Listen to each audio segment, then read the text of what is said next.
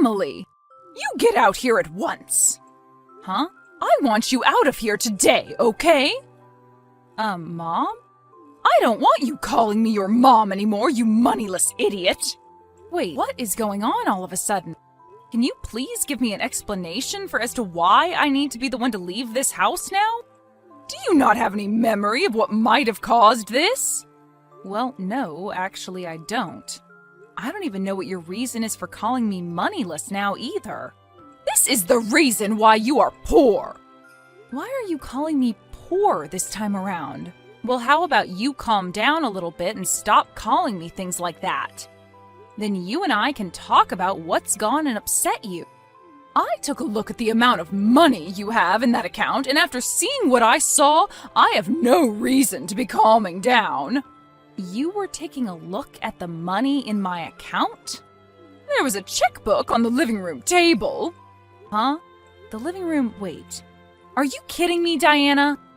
You've gone out and made another duplicate key to let yourself into our house without asking us? Could you please stop it with that reckless crap already? I've had enough of it now. You live over an hour away from our place as well, so how much free time do you have on your hands to be doing this all the time?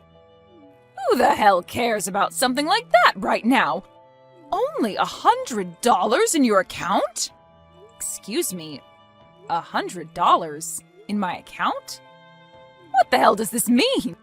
You're supposed to be working for one of the largest companies in America, and all you have in your account is $100? Don't tell me that this is all that remains from your compulsive spending. When Brad brought you over to my house saying that he really wanted to marry you, I heard from you that you're working for that huge conglomerate, and that's why I allowed you to be his wife. But now that the lid's been opened on your life, I can see that all you have left this month is $100.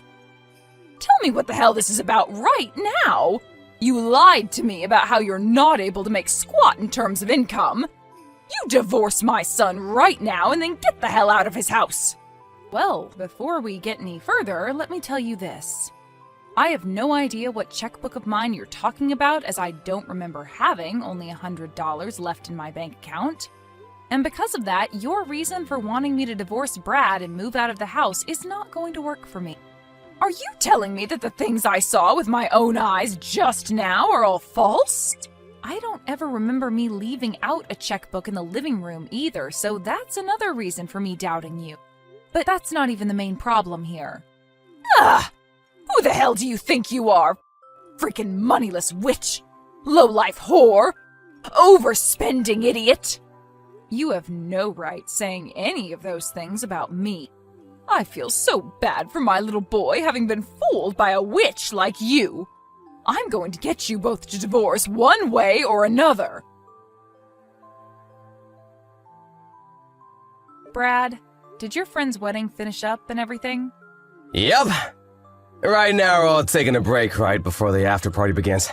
What's going on? Your mom has gone ahead and made herself yet another duplicate key for our place. What? I'm sure you were really enjoying yourself, so I'm sorry to have to bring this up now. No worries. I'm actually really happy you're telling me about this right now, so no need to apologize to me. But that last time she broke into our house, we took the key away from her, right? I know that. I even saw you doing that to her. But once again, she's gone and come into our house without our permission. Seriously? How many more times is she gonna make duplicate keys to get into our place? Tell me, what did she do this time while she was there? Did she throw out your cooking again like before, or did she go through the kitchen cabinets and break all the dishes like last month? She found a checkbook in the living room with only $100 in its account. Huh? She said it was sitting on the living room table. Brad, do you know anything about it? Well, yes, I do. That was probably my checkbook, actually. Wait, really? Well, you remember how I was changing banks, right? During that time, I had to transfer pretty much all my money from my old account into a new one. So, in order to not have the old account close on me yet, I left $100 in there so that the bank wouldn't get upset with me. And well, in this day and age, we don't really need checkbooks anymore, right? So I must have just set it down there on the table and forgot about it. I see. That's why that old account only has $100 left in it. That's right. And as I was on my way to the wedding this morning, I was looking for a gift bag to put the present I got my friend into, and so I was shuffling through all the drawers trying to find one. And well, while that was going on, I happened to actually find that older checkbook, and that's probably why I ended up putting it on the table and never placed it back into the drawer. I was in a hurry, right? So I just left it there then. Now things are starting to make sense. I was wondering why I would have even pulled that old checkbook out in the first place, and now I remember what happened with it. See, I kind of get it now. Right now, I'm still on my way home from the business trip I've been on, so I haven't had any way of telling what all happened within the house while your mom was there. I'm sorry that leaving the checkbook out like that caused so much trouble for you. I'll talk with my mom about this. Yes, please do. Hold on a second. What's up? With what's happened here, don't you think we can use it to our advantage? What do you mean by that? Remember the last time my mom came in by herself with that duplicate key she made, and we talked about how horrible that was for us? You're talking about that conversation? Yep. I was actually being serious about all I was saying, so what'd you think? Good point. If you really are all right with going through with something like that, then by all means, let's do it. Well, there we go then. I know this is only going to cause a bit more trouble for you, so please forgive me for the time being. No worries, Brad. I trust that you'll be able to handle this for us. Thank you. And we're both back at the house. Let's get our brains together and perfect our plan. All right. Emily, I'm sure by now you've started to come around to listening to what I say, right? I saw on the living room table a couple of divorce papers, and on them were yours and my son's signatures. Huh? Diana. Once again, you've come into our house without our permission. This is not about that. What this is about is you getting divorced from my son, right?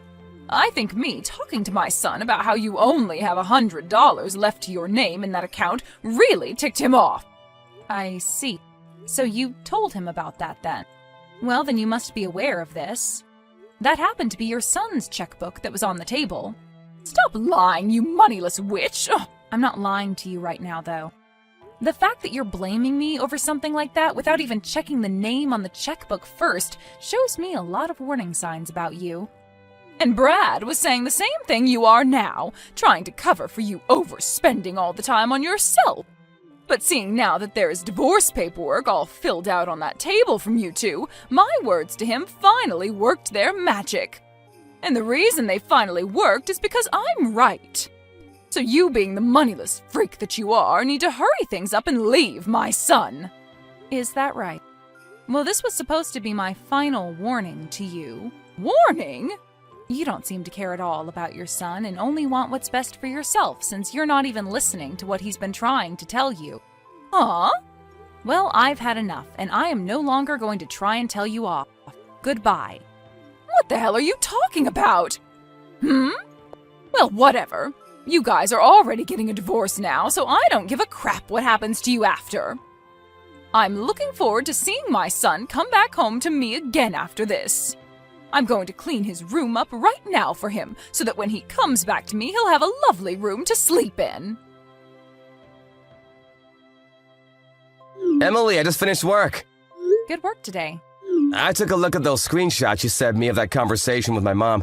I guess she really isn't listening to either of us, just as we thought she'd do. Seems that way. I was really trying to give her one last chance by telling her the truth straight up, but I guess she doesn't even trust my word. She's been that way for decades now, but I guess even time couldn't fix it for her. If anything, it's only made her worse, to the point that even I can't handle it anymore. Brad, are you going to be okay? I understand what's going to happen here, but she is your mom, right? Are you really sure that you're okay with what we're about to do? Yep. And you really don't have to worry about me because I'm all for this. Actually, this has a boatload of benefits to it, and I'm gonna feel amazing having her out of my mind once and for all. I think I can finally understand what my dad must have gone through with her that made him run away like that. She is really not good for anyone to be around, that monster. The kind of monster that thinks only about herself, no matter the outcome. Yeah. Emily, thank you for checking up on me there. But I'm totally set with what we plan to do, so don't worry. All right. Okay, then. Now, I'll see you at the new place. Yes. I'm leaving the house right now.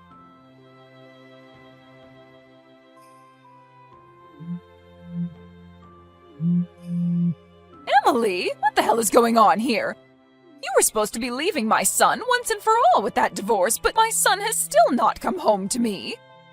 So I went over to that house to see what was going on, but my frickin' key isn't working anymore. And on top of that, your neighbor is telling me that nobody's been living in your house for a while now. Where the hell have you and Brad run off to?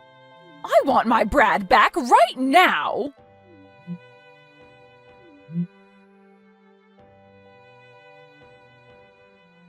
Mom, you stop texting Emily about everything right now! Brad? Where are you right now? You have left that witch already, so hurry up and come home to me. I want the two of us to start living happily together again, just like we had been doing years ago. Happily, huh? Mom, was it ever a time you and I lived happily together? What are you trying to say? You and I were able to live together for a very long time, right? Even when your dad ran away, you stayed right by my side the whole way.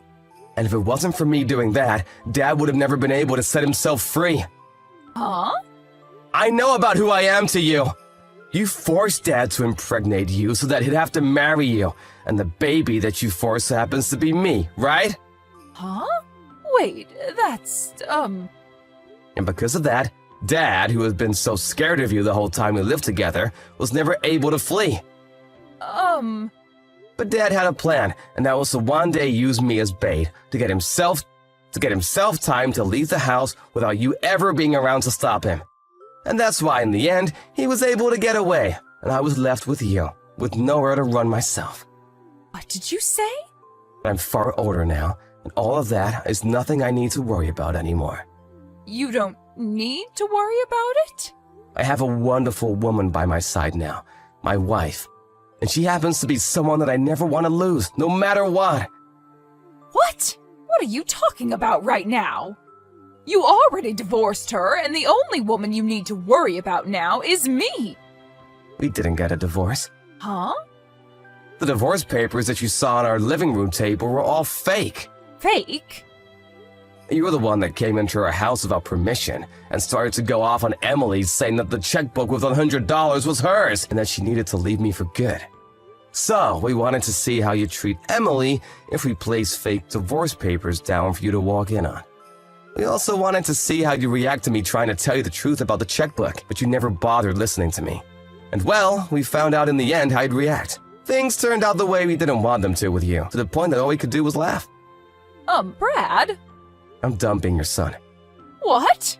I like to think of us moving to a new house without ever telling you as a first step, and me not being your family anymore, please. What the hell are you saying to me? Wait, don't tell me that witch is so upset about me finding out about the $100 she had left that she's forcing you to say all this to me and run away. Don't worry. I'll get you a lawyer and everything, and we can sue her butt. I told you before that the $100 checkbook was mine, right? You should be aware that it was my name printed on the front of that checkbook, right? Well, you totally ignored my name on it and blamed Emily as though she used all of her money up on herself and then asked for her to leave me. But for someone working for that large of a company to use up all her earnings to have only $100 left... I'll tell you one last time. That checkbook with only $100 in it is mine. And I explained to you before what that checkbook was and why it only had $100 in it, right? The fact that you're acting as though I never told you any of this. Do you have any idea how I'm feeling about that? Brad? No. There's no point in trying to talk with you anymore. So we're done here. Huh? This is me cutting ties with you. Wait! Stay the hell away from us forever.